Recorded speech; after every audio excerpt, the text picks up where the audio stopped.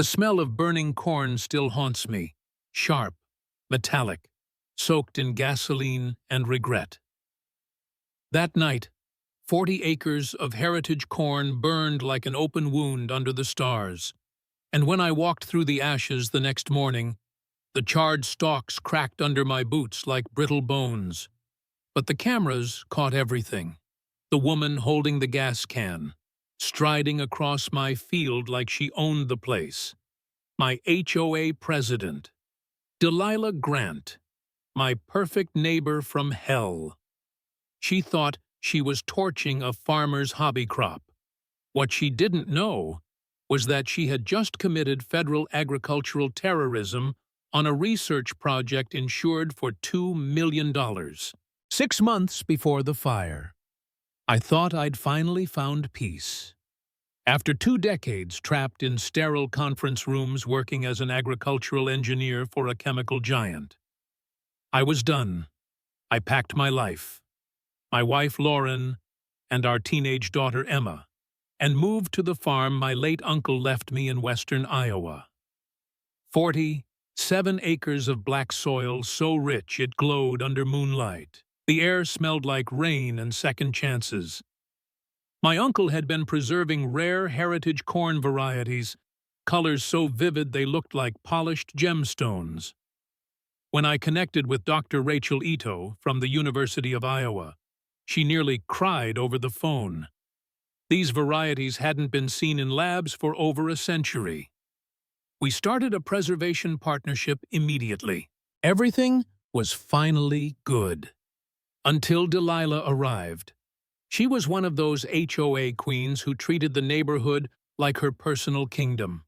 Freshly divorced, perfume thick enough to choke a barn cat, and a permanent expression that said she'd rather be anywhere but near dirt. The first week I moved in, she ambushed me at the mailbox, arms crossed, sunglasses perched like a crown. "Mr. Taylor," she said in that voice that could strip paint, "you realize agricultural activity lowers property values, right?" I smiled and nodded toward my green field. "Ma'am, this land has been farmed since 1850. Your HOA didn't exist until 2019. Her lips curved into a smirk so tight it could cut wire. "We'll see about that." And she meant it. Within days. Noise complaints flooded in, apparently. The soft hum of my old John Deere at 6:30 a.m. violated the HOA's Peaceful Environment Clause. Then came zoning violations, anonymous EPA tips, and a claim that my irrigation system leaked hazardous chemicals. Every time, county inspectors came out, scratched their heads, and told her to knock it off. But Delilah didn't stop. She doubled down. Every morning she'd patrol the fence line with her tiny, yapping dog, filming my crops like she was gathering evidence for a crime that didn't exist. I started calling her little patrols the Daily Karen Safari. But the day I found boot prints in the soil and 200 corn stalks wilted in perfect rows, I realized something darker was brewing. The chemical pattern was deliberate. Someone had sprayed herbicide at night. When I confronted her, she gave me a look of mock innocence. "Oh, that?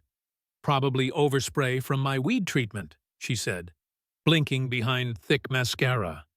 "Dandelions don't grow in perfect rectangles, Delilah," I said flatly. "Are you accusing me of something?" "I'm calling it what it looks like." That was when I understood. This wasn't about property values.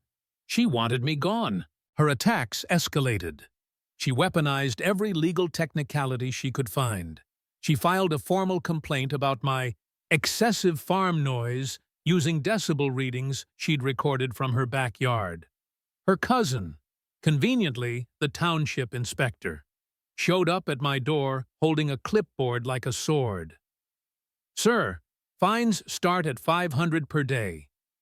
I handed him a printout of Iowa's Right to Farm Act and said, "You might want to read this before threatening someone who's been here longer than the HOA's been alive." When that didn't work, she tried a different angle. One morning, While reviewing my land survey for court defense, I discovered her decorative white vinyl fence extended 3 feet onto my property. I had it professionally confirmed and served her with a trespass notice. When I handed her the papers, she stood there in a silk robe and green face mask, looking like a mint-colored ghost. "You've got 30 days to move it," I said. Her scream could have rattled windows 2 counties over. "That's impossible. My cousin surveyed this himself." "Then maybe your cousin should stick to grading parking tickets." Her fury was volcanic. That same week, my security cameras caught her sneaking into my field at midnight, spraying herbicide again, this time spelling out the word "move" when viewed from her balcony. I showed the footage to Deputy Rick Myers, a local cop who grew up farming himself. He watched the clip, then shook his head. "She's losing it. Keep every recording. Desperate people do stupid things." Desperate was an understatement. Delilah started filing anonymous complaints under fake names, worried residents, environmental activists, even a made-up pastor. Every one of those digital footprints led back to her home, Weaponized. I filed federal reports proving she'd been harassing a USDA-partnered research program, and that was when her mask began to crack. But before justice could catch up, she pivoted again. She hired a so-called property expert who wrote a laughable report claiming my farm reduced neighborhood property values by 20%.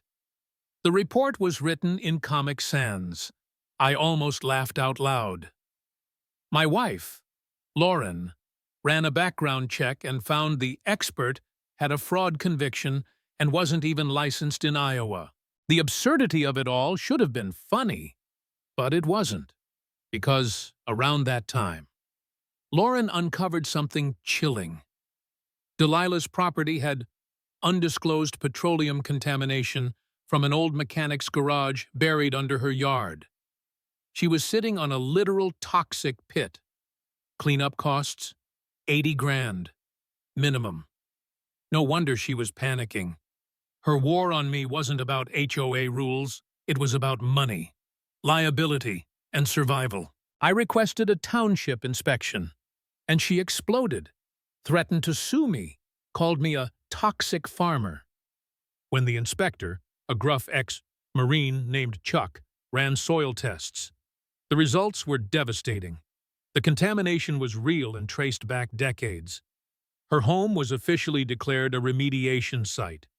That's when she went full delusional and accused me of causing it. "His chemicals poisoned my land," she screamed during a township meeting. I just stared at her. "Lady, I run an organic farm." By that point, I was exhausted.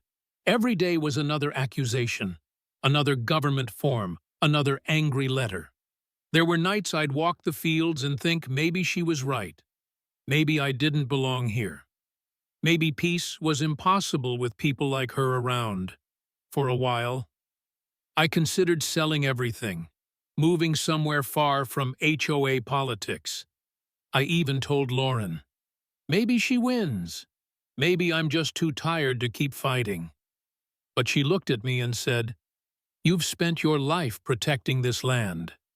Don't let her be the one who ruins it." That hit me hard. So I shifted from defense to offense. I called in every contact I had, from university labs to environmental agencies. Together, we built an airtight wall of evidence. The insurance company confirmed that my crop wasn't just corn. It was federally insured heritage seed material worth over $2 million in research value. Destroying it wasn't vandalism. It was by federal agricultural terrorism. Delilah had backed herself into a corner, and like any trapped animal, she lashed out. First, she tried to bribe her cousin, the inspector, with cash to falsify reports about my farm. The FBI got involved after Deputy Rick caught the bribe on video. Then she escalated again, caught on infrared cameras dumping motor oil near my irrigation system to prove contamination. She didn't realize federal agents were already surveilling her. The moment they saw her carrying those jugs across my field, the case turned criminal. From there, it spiraled fast. She created fake social media profiles claiming my crops were killing wildlife. She emailed the university, accusing me of research fraud. Every lie, every post, every email was traced back to her IP address. When the FBI's Agricultural Crimes Unit took over, they found evidence of environmental tampering, bribery, and attempted insurance fraud. The woman had gone from HOA president to full-blown federal case file. Still, she wasn't done. Facing foreclosure, criminal charges, and cleanup bills over $100,000. She planned one final act: burn it all down. Agents discovered her arson plan through wiretaps, multiple cans of gasoline, a fake accident during the county's annual agricultural festival, an alibi built around her HOA cronies. She even roped in her ex-husband and cousin to help. It was madness. I remember that night. The air was cool, still, almost too quiet. Federal agents were hidden around the property, waiting. I couldn't sleep, kept replaying everything in my head. From her first insult at the mailbox to this moment, I remember whispering to myself, "Let it end tonight." At exactly 11:47 p.m., Delilah and her crew walked into my field carrying gas cans. The night vision feed from the agents showed her smiling, as she poured fuel over the dried stalks. When they struck the first match, floodlights cut through the darkness, sirens roared, and agents swarmed in from every side. The look on her face, I'll never forget it. That frozen second between arrogance and realization, when she understood her whole empire of lies had just collapsed. They arrested her on the spot for attempted arson, conspiracy, and federal agricultural terrorism. Her cousin and ex-husband went down with her. The next morning, the sun rose over a few scorched rows of corn and a field full of evidence. But here's the part that still makes my blood boil. Despite everything, Delilah showed up the next day at the county festival, dressed like she was going to brunch, sunglasses on, smiling at reporters. She grabbed a microphone and tried to accuse me publicly of defrauding the government. The crowd, 500 people, just stared at her like she'd lost her mind. And then, one by one, they turned away. That's when FBI agent Sarah Lee stepped forward and announced the charges: agricultural terrorism, environmental fraud, insurance conspiracy. 50 counts in total. The crowd gasped, and Delilah just froze. The HOA queen finally stripped of her crown. Federal marshals led her away in cuffs, while farmers applauded quietly, like justice had finally caught up to the noise. Later, as I stood in that same field months after, watching new shoots of heritage corn swaying under the wind, I realized something. I didn't just survive her. I'd reclaimed everything she tried to destroy. The university designated my land as a permanent agricultural preservation site. The HOA dissolved after her arrest, and for the first time in years, the air smelled like peace again. She ended up with 18 years in federal prison and over $8 million in restitution. Her property was seized for environmental cleanup.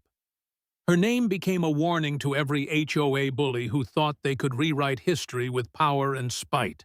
As for me, I still walk that field every morning. The same soil, the same sunrise. But now, when the wind carries that faint scent of smoke, I don't think of loss anymore. I think of what survived it.